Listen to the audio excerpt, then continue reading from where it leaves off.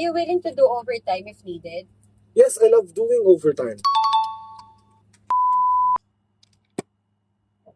Oh, clock out na ako ah.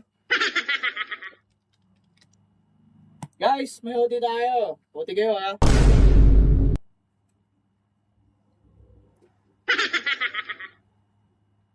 Oh, asa na si Doms? Wala na, TL. Umuwi na. Ang bihira. Do you manage stress well? Of course, I manage stress well. Stress is my second language.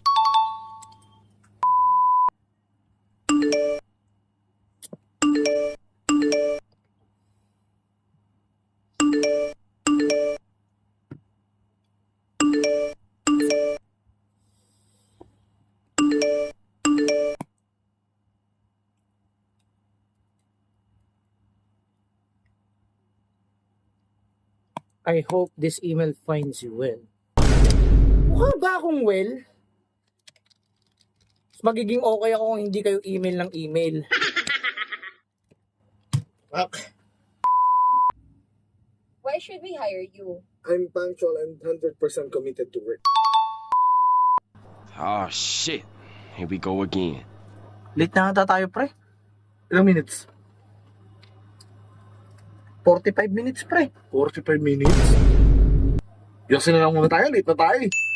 Tara, sagarin na natin. Tara. Mga devils!